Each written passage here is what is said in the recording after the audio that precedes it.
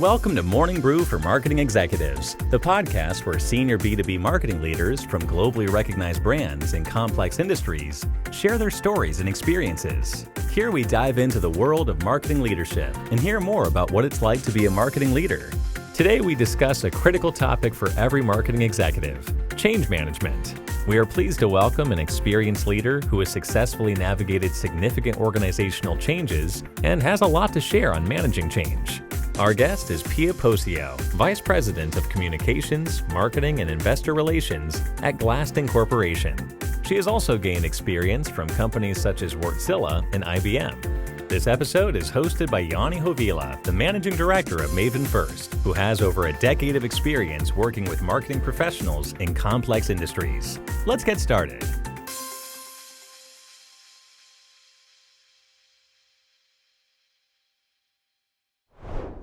Good morning, Pia. Well, good morning. Welcome to the show. How are you today? Wonderful. After lots of coffee and after a night when the dog kept me awake, I have a staycation dog here with me. So considering the circumstances, very well. All right, that's good to hear. And of course, this is the most relaxing way to start your day. Nice conversation, no pressure and such. So if you want, just take a sip of coffee and enjoy. Thank you. I'm sure this is going to be wonderful. Oh, definitely will be. And as you know, we always want to start with who we are having as a guest today. So Pia, would you just share a little bit about how did you end up in marketing? How did you end up in your current role? And just a kind of broad overview, who we have as a guest today. Most certainly. Before we started, I said, okay, well, I have to remind myself and have a look at the CV too. But where I am today, I've studied economics, I've studied financial management, organizational management, even some public law, Latin, whatnots. That defines a little bit about the level of curiosity I have on topics. But I majored in marketing. And I've always wanted to understand people and what motivates them and try to drive change through, in this case, marketing techniques. But before I actually ended up in marketing, I wanted to understand why is it important and what's the core, in a way, in the context of it. And it's sales, obviously, oftentimes. Going through hands-on the opportunity pipeline steps, in a way. So what it means to identify an opportunity, validate it, and push it forward in the pipeline, finally end up closing and winning and then implementing the solution was fascinating, obviously. Then I was given the opportunity to expand my career into communications more or less. So I started selling stories. So the basic concept is always the same. You try to convince someone to, do things, do change, promote your thing, so buy from you. So that's where I ended up selling stories and earning media, so to speak. After doing that, I expanded my point of view into brand, into integrated marketing communications. So always building on top of the previous experience. And I think that is a wonderful way to expand your know-how and insight and expand your perspectives on things. And then I had the opportunity to change the perspective in a way to focus on product-related things. And there we, with the team, started changing the way we described the value proposition towards the customer. So instead of selling technology, it's the understanding, more focus on the value, what it brings. And then I was able to expand from customers to media to actually analysts, business partners, and still dealing with narratives. And then at some point at that time I was working in a huge ICT organization, 400,000 people. I had country responsibilities, Nordic responsibilities, and then on the European level I had a team at some point. And then I started thinking, what there is I would like to still do in this organization. And I started to know the organization pretty well and said, okay, well, perhaps there could be something more out there. So I jumped from a huge organization into a tiny organization of 20 people with the international business network context, where we had network of, at that time, some 400 companies. And I was with the team building their scalable, up and down scalable way of working to actually do marketing communications with a teeny tiny team in a non-profit organization with a teeny tiny budget, obviously. And then how do you actually leverage what you have in the most efficient way in a very hectic environment? And then there was the opportunity to actually shift the perspective from a huge global organization headquartered in the US into global organization headquartered in Finland. So I thought, well, this is going to be an interesting shift. And then I got back to the technology and engineering, so to speak. And at that point, I had been with the, let's say, external interactions all my life and all my career so far. And I started getting very keen on people. So actually, if you think of the branding of any organization and what can you accomplish through marketing and through communications and to build the brand that you are working with, it's the magic for that actually happens inside the organizations, because every touch point your people have with your customers, with your partners, with the stakeholders, those are the moments where your brand is built. And that got me curious, and I jumped into, let's say, internal universe, because the tip of the iceberg I had already worked with for 15 years. And then the magic underneath the surface, which actually impacts everything you can leverage externally, was my next step. And boy, that was interesting. And I think at that point, we are talking about change today. At that point, I joined the roller coaster of change, a water ride, and I never left since that. But today, I now work in the intersection of internal and external universe, being able to help the leaders in their leadership and communicating and driving things forward. I have a wonderful team in marketing communications and investor relations, international company, this time human-sized, we're 800 globally. And my team is in Germany, Finland, China. And then I think being external, being internal, now in the intersection, doors opening to both ways, I love it. So, Pia, what's on your desk right now? Right now, I'm focusing on this right now. Other than that, I would say, well, yesterday I got a new boss. We just introduced a new CEO. Wonderful thing. I'm dealing with development problems. So we are planning for renewal for the online platform. We are thinking of ways to actually build self-service buying configurators that we could provide to customers. We've done organization changes. Also, there's been leadership changes and, stabilizing the ways of working gradually. That is happening at the moment. We are preparing for a wonderful industry conference, which is taking place about a month here in Tampere. And then, next week I'm going to start planning exhibition governance process. So you name it, from internal development changes into practical day in, day out. And of course, we just announced the Q1, so heading for first half in August. So when talking with clients and our podcast question, I always like, what's on your desk? It seems first you kind of see that, I know it's this simple, but when we go on, you get more and more and more and a little bit different, like exhibitions, events, stakeholder management, new CEO, I might assume is some sort of a change, at least from a communication perspective, or something needs to happen there. And listening in your career story from sales to account management, change management, communication, internal marketing, everything, what would you say keeps you motivated? it's the people. It's the people, it's the learning together. And I'd love to say the change. In weird ways, so to speak, I love it. I like progress. I like developing things. Sometimes it takes bigger shifts. Sometimes it's continuous gradual improvement. But keeping the waters moving is something that keeps me motivated.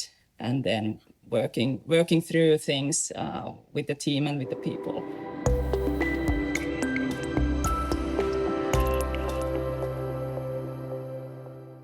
When we talk about change, I have worked as a consultant now almost 15 years, and there's a big changes in marketing landscape. There's a big change in expectations for marketing. In, of course, company to company it differs, but someone would argue that the past 15 years has been only about change.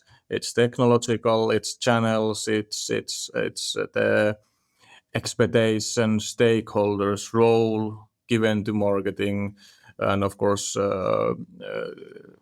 some basics have stayed the same, or many of the basics. But what do you think about when you see change happening? Should you promote a big change, or should you make small changes along the way, or just kind of, if you know now something big is going to change, how you decide that? There's not always luxury of choosing. I define the change versus the development.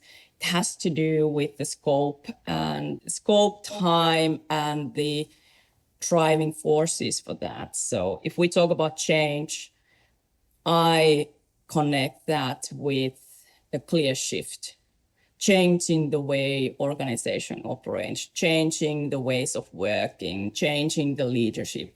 And the one thing, changing the culture, that is one thing. Obviously, these all take different time span, but there's a shift that we try to reach with those.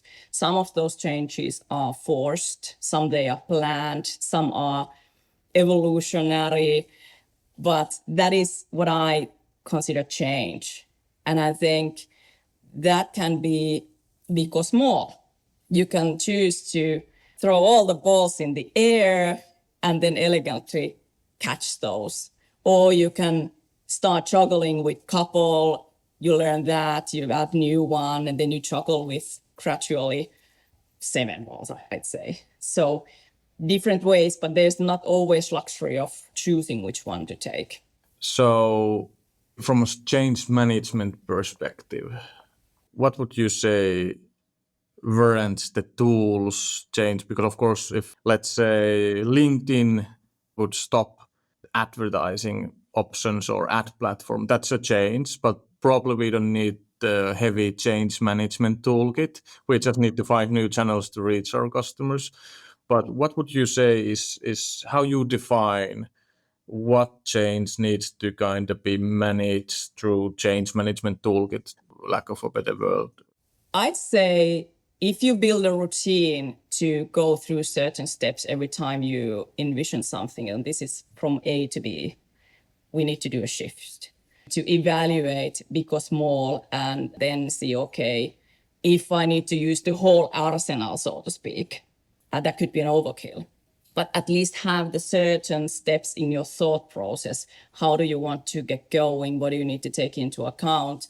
And then taking the next steps, what it requires. That is something I'd always do. And one aspect, what you said, okay, big or small, from whose perspective?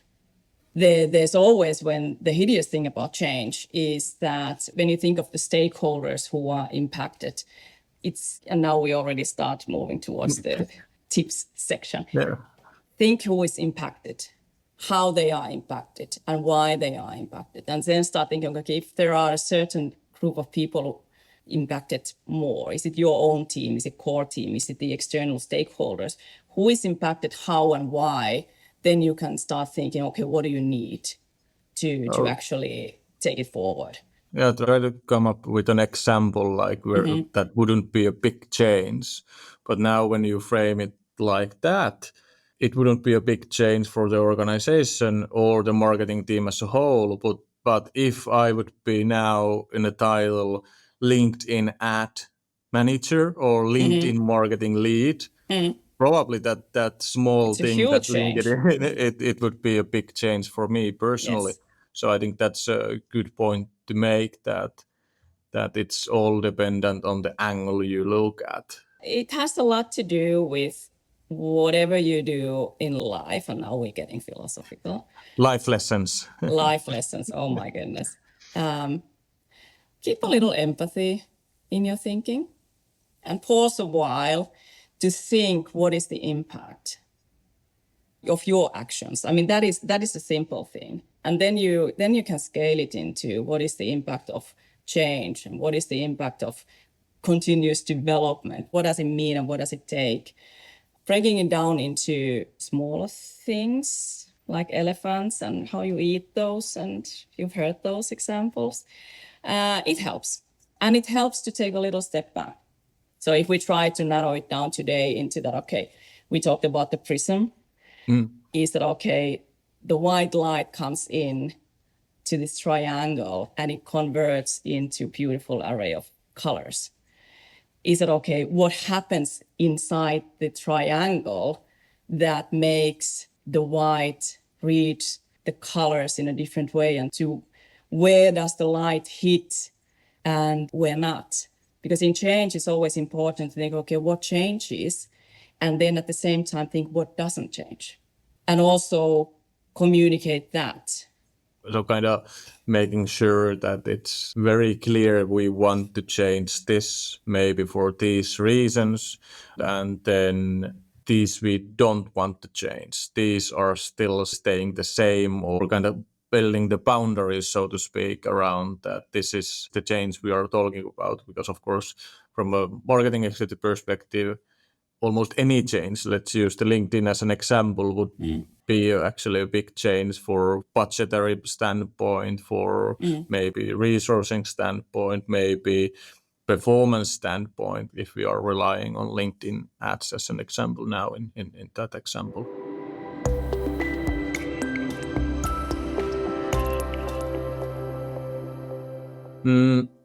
If we take now hypothetical example, you have now identified in any way or means that there's gonna be something to change. What would you say are the biggest thing to think about before we kind of start rolling the change, or before anything happens? Now you have just identified, no matter big or small, but we need to change for some reason, some input. What would you do or think about first off? We touched it a little bit already. Is understanding why, and then understanding where does the light hit. So who is there? Go through your stakeholders, internal, external. What does it mean for them? And what does the change mean? And then start from there, because that helps you to make it more specific. And then if there's no immediate impact, then you can so-called rule it out, because there's no way of addressing everything every time. Because the fact is that people, organization, teams, there's simultaneous changes going on. There's no luxury of start something, finish that before you start something else and start finishing that, right? There's a multiple changes ongoing at the same time. Different nature, different size, different things. It could be that you have Windows 11 you have to install, right? That is a change because all the buttons will be in a different place. But then there could be a ways of working. There was an organization change. Your stakeholders internally might have changed. How do you do your work? How do you do your business moving forward? There could be a change in your external stakeholders. So a lot of things happening at the same time. So understanding the level of action needed at a certain period of time is helpful, because you can't embrace everything. Also, so be clear why something is happening, what needs to happen, and who is involved and how, and then start building from there. So kind of from marketing executives' perspective, taking account how this change is kind of aligned, or is there kind of cause relation or some dependency relationship to other changes? Just top of my mind, maybe there's a way we sell. You mentioned the tip for all those salespeople listening in, like for industrial configurator, you probably get 100 calls after this, that you are now on the market for industrial configurator or product configurator. It's a way of working in a way. Yeah. What are the roles in the sales cycle and who is doing what? Yeah. And how you can, let's say, enhance things in the sales cycle. Of course. Yeah. Of course. And yeah, and just kind of thinking if we change anything or big sales trend at the moment in many industrial companies, value-based selling. If we change to value-based selling, how we need to change and in what kind of dependencies we have in marketing as an example or so. But the other wonderful example, if you think of in terms of the intersection of marketing and sales, is the account-based marketing. Of course. So who owns the account? Is it the sales? Is it the marketing who can actually do things to support sales in more effective ways? And all sort of the simple thing of, well, simple. The thing for utilizing data and the customer behavior and using the beauty of all that impacts people in the process. So how do you take into account what does it mean to those people? Are they losing control of their accounts? If you think of terms of sales, is somebody coming here and doing things I'm not aware of? So there are always questions that rise, and then preparing for those questions or being willing to admit that there are no immediate answers to all the questions. It's an important step to do because it helps you to anticipate the responses and it helps you to mitigate the rumors, so to speak. So think beforehand, what is the potential question list, what the change might cause, and then start building on those, and then build a message in a way that you already can take into account the foreseeable effects and the foreseeable reactions and things like that. I think that's a great example. We have thinking about the ABM capability building or transformation. For that, I think it's given that the account manager will ask or will not even ask, demand that you don't send anything without my permission to this account. Because it's a change from their perspective that now marketing is doing something to account that puts food on my table. I don't want to risk that. And so it's a great example for a kind of from a marketing perspective, very small thing. We just do small is in a sense, of course. But that is actually something I initially when I started thinking, okay, what do I want to pursue as a career? That doing things, I'm not suggesting that everybody needs to do all the professions to be better at something, but it helps to understand a lot of things when you've actually done something yourself. So now we have identified there's something needs to change. We have started to make the change, so to speak, if that's a thing. Then understanding those stakeholders and building kind of not up-down perspective, the kind of narrative perspective. Can you give a little bit breadth to that? Like what's the difference between narrative or kind of how would you phrase that? And a bullet list. Bullet list. All right, let's listen in bullet list. If we do take those other extra I think we joked examples. before hit recording that it's you have been part of a consultancy, so bullet list and decks. So we will send those later. Yes. So now you've initiated the need, you understand why, and then you start thinking, okay, where is the magic gonna take place, and how do you make things happen? Because leadership, in my opinion, is about communication, and the communication has to do a lot with understanding your audience. And that is the day in, day out marketing job we do. So we think of what do we have here?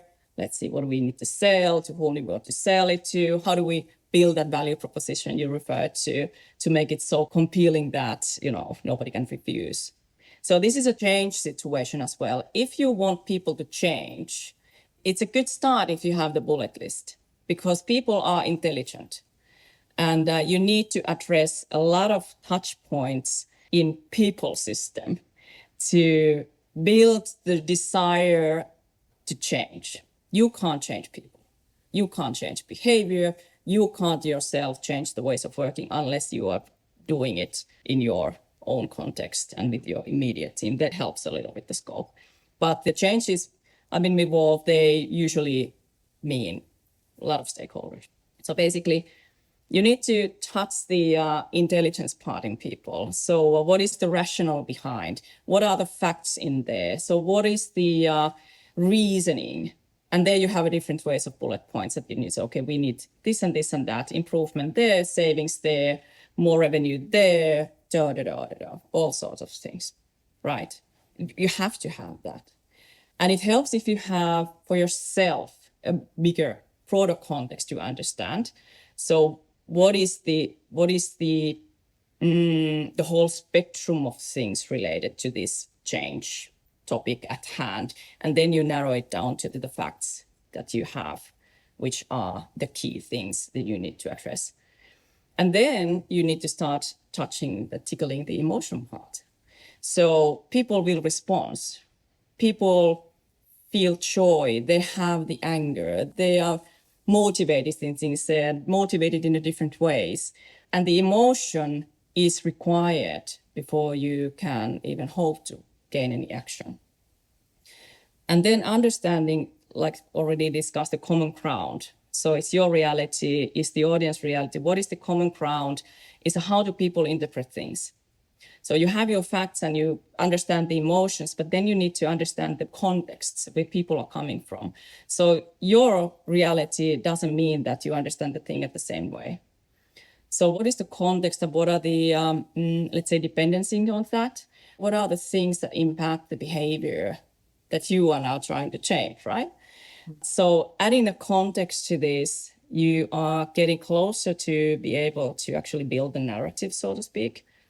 You have probably heard the storytelling term, and it's a wonderful thing to do. Building a story that people can put themselves into.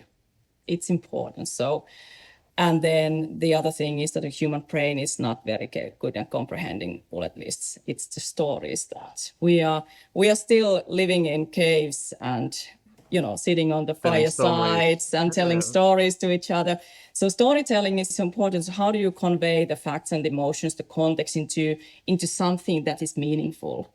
So final step to come into a dialogue with someone. Try to gain the multiple understanding and try to understand, in this case, the change and the needs and the ways and what it means in a meaningful way means that you're not telling, but you are actually together in a dialogue seeking the common ground. So co-creation of a story, kind of. You need to imagine yourself into somebody else's position. Even try to build this, peel this onion layer by layer to try to find this shared reality where you can actually touch the buttons to actually drive change. And the challenge, of course, is that, okay, you don't always have possibility, the time or the channels in use to do the whole thing. But at least be mindful when you think, like I said, okay, there are toolbox, but you don't always go step by step and do everything full blown everywhere. But to start building the understanding and the logic for yourself to actually build the dialogue, which is meaningful to actually lead to the action. That is one of the things I always try to actually, as a thought process for myself, to go through. That's a good point. I'm just thinking at a couple of concrete examples. I think probably the biggest in terms of change initiative, what we see, of course, one is the marketing role. If you have kind of identified, we need to change the role from that PowerPoint bureau to be strategic inside a company or such. And one of the first questions I like to ask, how many people are impacted? And that's kind of the easy answer is we have a 20-person marketing team. But that's not the reality. And I think better example would be why in many organizations we haven't cracked the code for unhandled leads.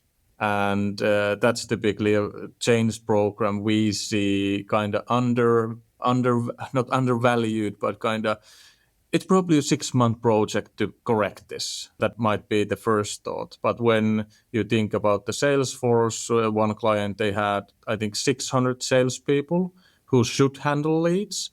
That's kind of giving you a spectrum. So I'm just thinking, how would you use that dialogue when you have a change that big, affecting multiple kind of, not matter if we use the role as an example or the lead management or lead handling as an example.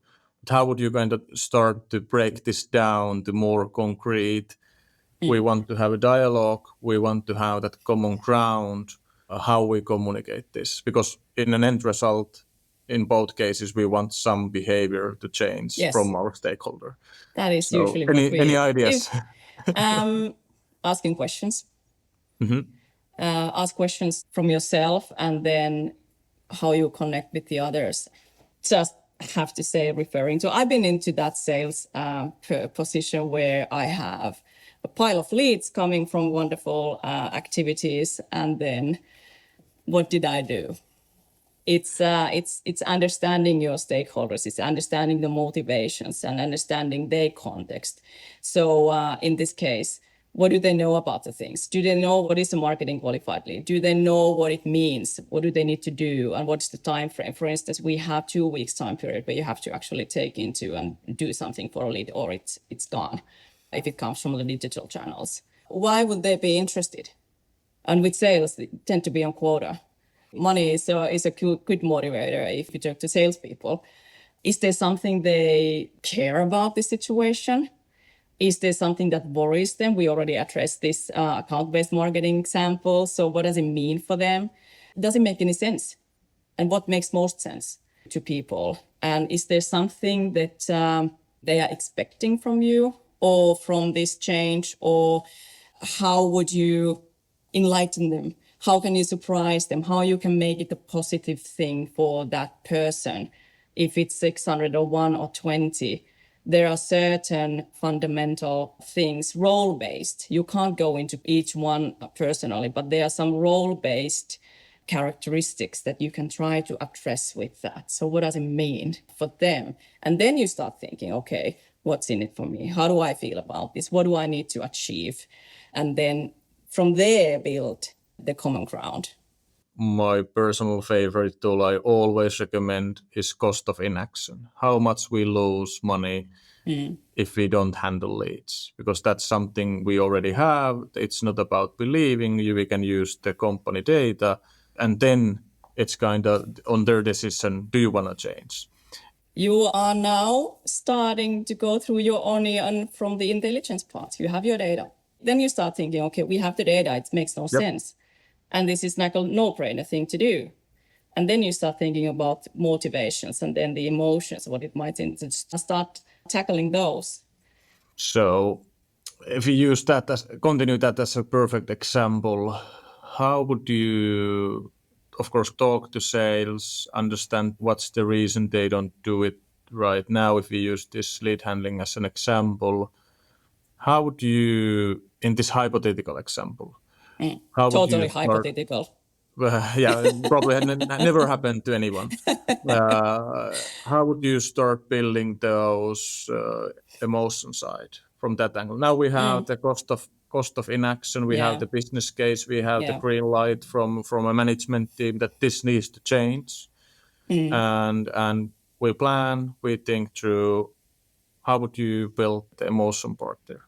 And that's the tricky part. That's why I asked you. What is behind the surface of someone you see? And the emotions. I'm not saying I'm an expert on emotions. There are better people in that. But having a curiosity is a good starting point for everybody. And now when we start thinking about the emotions and the immediate reactions we get from people, we all go through changes, like discussed simultaneously, but it's not only the working context. We also have the personal context. There could be loads going on at the same time when you come with your brilliant ideas and, okay, let's do this.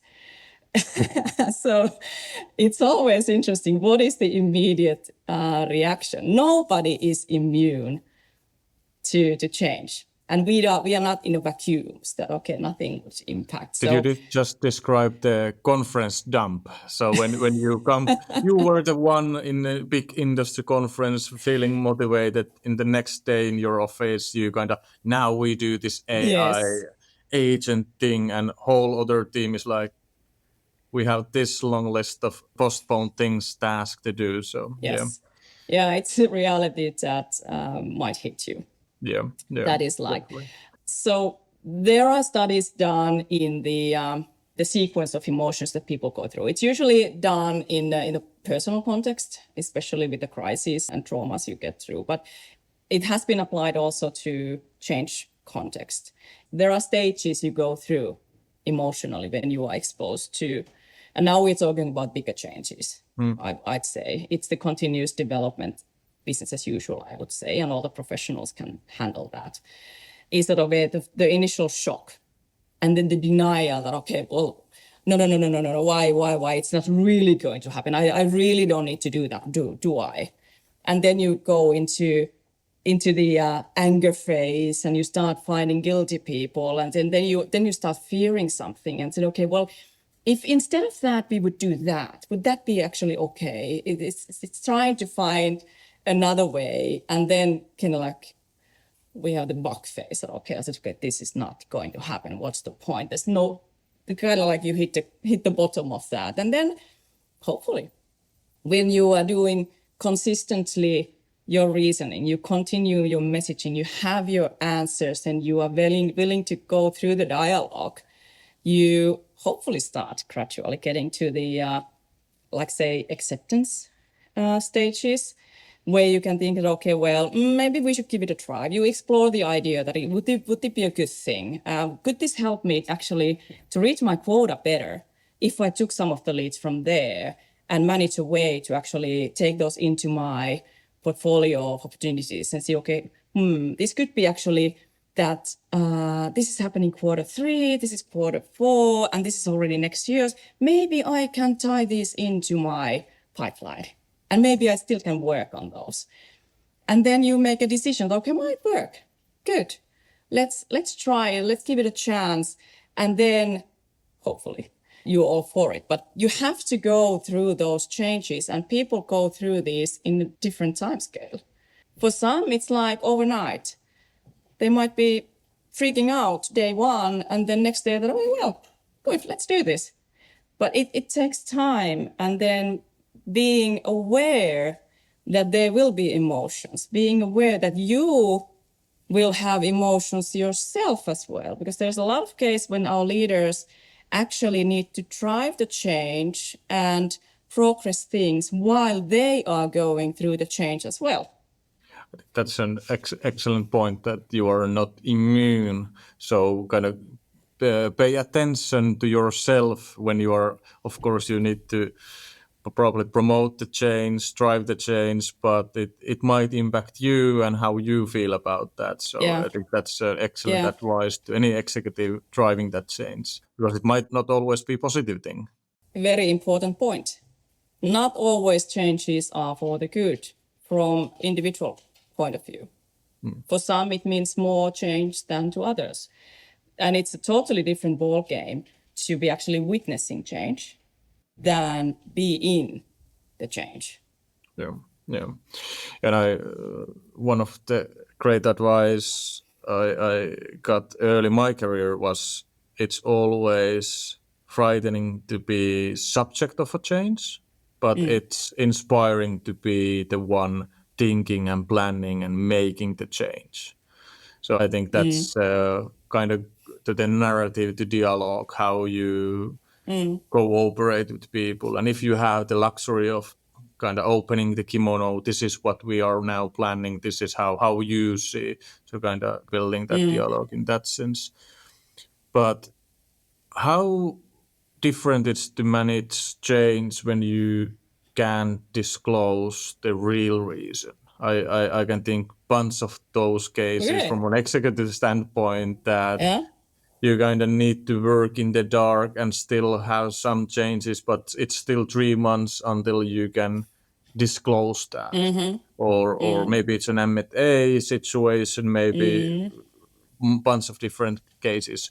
Is that way more difficult in your point of view, or is there different aspects to that? How would you say? First of all, you can always say the real reason. Wording is something that you need to be careful about because semantics impact people. So we are not only talking about the emotions, but we are talking about us as cave people and our brain. So words do actually impact what happens in people's brain and what reactions they might cause. So choose your words carefully. There are some words that neuroscience has done testing that actually trigger same areas in brain that are activated when you are feeling pain. And you don't want to start your dialogue by hitting the lizard brain that people freeze or flee. And there's a way of actually talking about things that you can help to lower the barrier and anticipate the first reactions and take those into account, choosing how you capture the key reasons. I've seen many consultant papers that like wonderful 100-page PowerPoints, whatnot. I think something you've seen as well.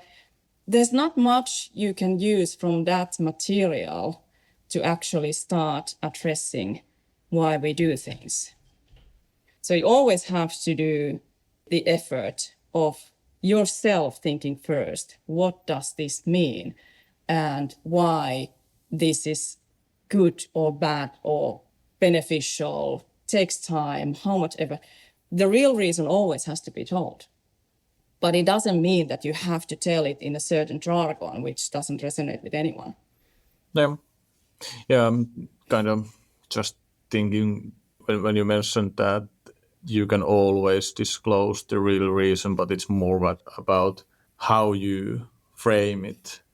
That this is more like philosophical thinking, like, is that then the real reason? But let's say we have decided we need to centralize and we need to make some changes before that, but we are not for any reason open to the discussion that now we want to centralize our marketing function from all the regions. This is just kind of how different is to manage, because we would probably start by unified way of budgeting, unified way of metrics, unified way Some of... people will lose their control. Yeah. They used So to. just kind of thinking that kind of change, that how much more difficult it is when you can't, or you feel you can't, or you feel it's not beneficial to disclose the real reason yet.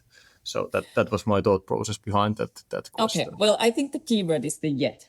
Many change projects or these change communication projects start with the under the stealth. You have your NDAs, you have perhaps, I've always worked in a stock listed companies, except for the non-profit at the moment. You have to find or follow the certain regulation. Of course. You have your insider lists, you have your regulations, how you can actually do things, and then you need to act accordingly. So preparation time oftentimes means a limited amount of people. And then you do it to the certain maturity phase. And then usually, in the cases I've been involved, you have a go live day, and then you take the team on board. And at that point, you say, okay, there's a certain level of readiness with things. Is that, okay, we are going to do this and this and that because of this and this and that. And now we start planning together. And then you come to the leading change part. Is that, okay, how do you engage your people? How do you get people on board? How do you share the ownership on the topic?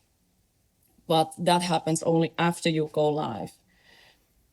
And then, of course, depending on the change, depending on the impact, of course, there are things not always pleasant. There could be change negotiations, which could mean that the impact is more heavy to some people than the others. But also you need to do certain procedures, depending on the country, of course, to even start thinking about the ways of working. You have your councils you have to take on board and things like that. So, but I'd say that in a situation like that you mentioned is to make the careful identification of the people involved. You need to narrow it down to the level of impact and then think different ways of addressing different targets, audiences, for instance. There are some people who, like you said, they are just, witnessing change. Then there are some people who really are going to change. There could be this LinkedIn person who is not going to be a LinkedIn person anymore. He could be something else. So think how you need to address on different levels. Some people, we had one of these examples, we had another onion. In the inside, the amount of activities were much bigger and impactful, and the channels were personal, face-to-face. I mean, people are the best communication channel when they are addressing people. So there was the core that has that. And then there was the other layer who probably just saw internal use and got access to Q&A, and maybe just next layer just joined quarterly town hall to hear about this. It kind of different ways of addressing different audiences.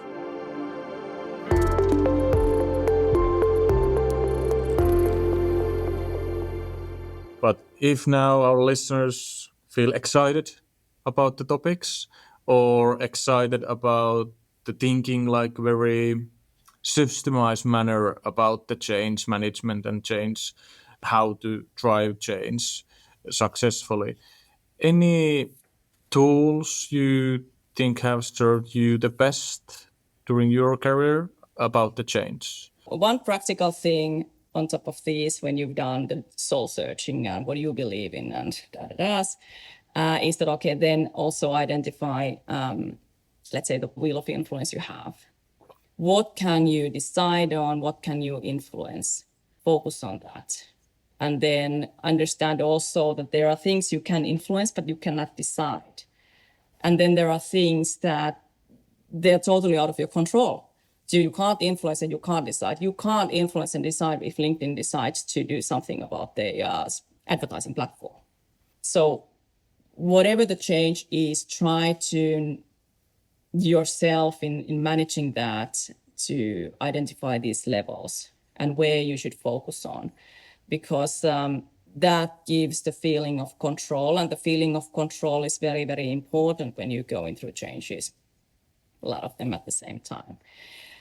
There's accepting things, darn difficult thing to do, but very important if you think of the change management. It's okay, focus on the things which are important, focus on the things you can influence and you can decide on, and then the further away the circle you go, start thinking how to accept it. What does it take for you to accept situations as they are? I think that's a good categorization. When we talk about how to organize marketing, I think that would be fit as an example, because you can influence and you can decide how you organize your function if you are the leader. But you probably can influence but can't decide how marketing is organized inside the organization. So are you in the sales? Are you in the group level? Are you in the business area level? So that's typically what we see, that you can influence that if you are a marketing leader, but you can't. There's bigger forces in play for that decision. So I think that's a very good categorization. And of course, the things that you can't influence and can't decide, should you bear any effort to those? It's kind of almost like a stress management tool, even in that sense. Yes, that is it as well, and has to do a lot with, let's say, in terms of teams and how do you help your teams to go through change. Yeah. It's something that you could think to introduce. One other thing you can help your teams in change is to, first of all, understand yourself, but help team members understand each other. So your team is the core and your focus. And for me, it's the people I care for. And what are the ways that you can help them care for each other is something that understanding different personalities, different characters, different cultures. So what is the impact of those? Definitely. Before starting to wrap up things, let's try to have those most important aspects in every category. Before change, when you know the change is going to happen. Let's start there. Pia, your thoughts, most important thing before change is starting, or before now you are in the stage that you know something's going to change, something needs to change. In the stealth mode still. Stealth mode, yes. Yes, it's that. Yeah, Understand why. understand why. Then you go public, live. This is the change we need to happen. Most important thing. Where the light hits. Who, how, what's the meaning for those? And try to convert the why into the context and try to find a common ground. So if that's during the change, we probably after the change or when we are rolling, that would be a totally different, like how to managing. But any ideas on that? Now we have made the kind of go live, and now the change happened. What would you say? We haven't touched base that part yet. So now the change is already. It's all out there. Yeah. Usually the work only starts at that point.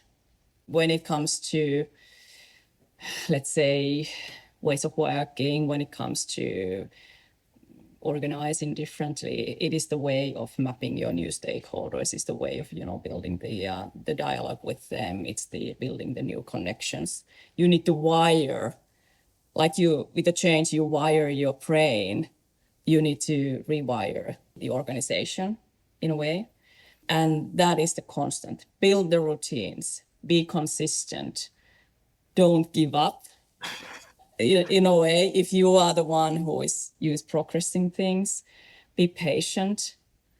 Answer the same questions 10 times, 15 times, 20 times. If you don't have the answer, have the courage to say, I don't know. Let's figure this out together. And while doing that, consistent, and build a routine, say if you don't have anything to say. Because even that is a message. People are very, very good at reading between the lines. If you say something, and this is where you find the context, where people are coming from. If they don't see something that is meaningful and relevant for them, try to narrow down the opportunities for coming up things. So say if there's not something to say as well, but equally important that keep repeating, keep saying. And while doing that, understand the emotion curve. Yeah. And if you are now in the progressing the change, realize that you perhaps started in the stealth mode.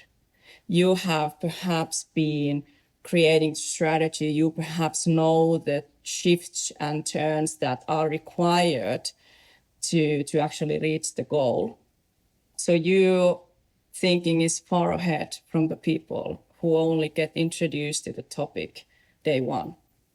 And that is also an important for person who is progressing the change to keep in mind that your level of change curve, you've been through things already. You've already rationalized things to yourself. You know what it means, but the other ones are just getting on board.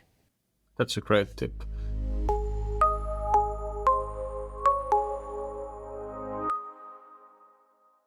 If you could give other marketing executives one tip that they could implement right away today after listening to this episode, what would it be?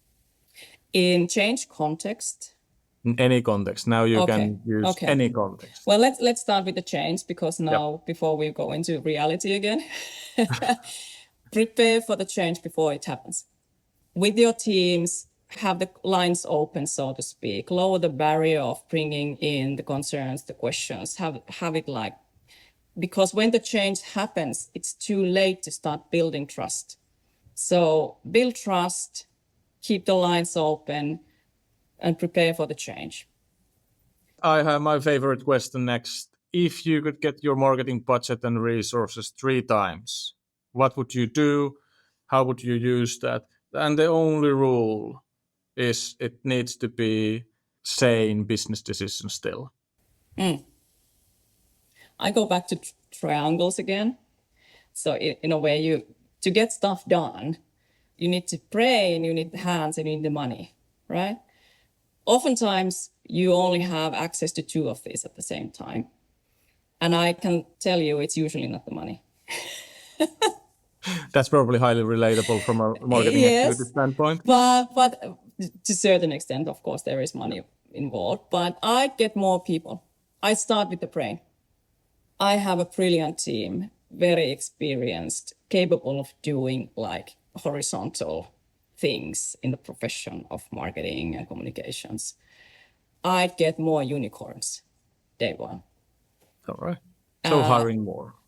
I would get more people. I would get more brain. I would take more hands. And I would also think of people in terms of growing their skills. So if you limit it, you tend to want to have someone who already knows their stuff. But also I'd use that opportunity to start building the skills. So more people, more brain. And then what I would do on existing context is to do bigger what we do. Our industry is fairly traditional when it comes to online, offline channels. Offline is very, very important. I would multiply. I would go more. I would do bigger, bolder, more beautiful what we do in there. Be everywhere, So that's where I would extend.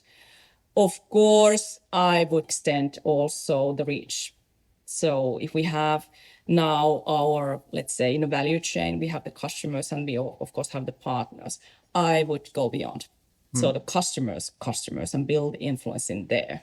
So try to reach the reason to get our technology, get our services, get the pull from their customers as well.